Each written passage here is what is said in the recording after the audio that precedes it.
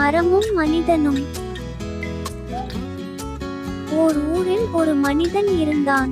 அவனுக்கு உள்ளூரில் வேலை கிடைக்கவில்லை. அதனால் பக்கத்து ஊருக்கு வேலை தேடிச் சென்றான். பக்கத்து ஊருக்கு சென்று அவன் பிற்பகல் முழுவதும் வேலை தேடியும் அவனுக்கு வேலை கிடைக்கவில்லை. மனச்சோர்வுடன் தன் ஊருக்கு திரும்பினான். திரும்பி வரும் வழியில் வெயில் கொளுத்தியது. அவனுக்கு களைப்பாக இருந்தது. பசி எடுத்தது. எங்காவது நிழல் கிடைக்குமா என்று தேடினான்.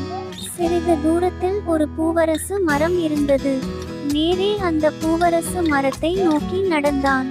அதன் அடிநிழலில் உட்கார்ந்தான். பிறகு கையை தலைக்கு வைத்துக்கொண்டு அங்கேயே படுத்துவிட்டான். மரத்தின் அடியில் படுத்திருக்கும் போதே அவனுக்கு ஓர் எண்ணம் பிறந்தது. எங்கு தேடியும் வேலை கிடைக்கவில்லை. இந்த மரத்தை வெட்டி விறகாக விற்றால் பணம் கிடைக்குமே என்று அவன் எண்ணினான். உடனே தன் ஊருக்கு புறப்பட்டு சென்றான். ஒருவரிடம் கோடாரி வாங்கிக் கொண்டு வந்தான். அடுத்து பூவரசு மரத்தின் கிளைகள் சிலவற்றை வெட்டினான். ஊரினுள் சென்று விற்றான். மறுநாளும் வந்து வேறு சில கிளைகளை வெட்டினான். மரத்தை வெட்டி கொண்டிருக்கும் போதே வெயில் உச்சிக்கேறியது.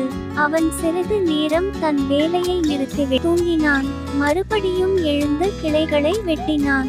இப்படி 5-6 நாட்கள் அதன் நிழலிலேயே படுத்துக்கொண்டு மீண்டும் மீண்டும் அதன் கிளைகளை வெட்டினான்.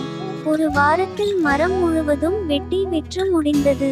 ஒரு வாரத்திற்கு பின் மீண்டும் அவன் வேலை தேடி பக்கத்து ஊருக்கு சென்றான். வேலை கிடைக்கவில்லை.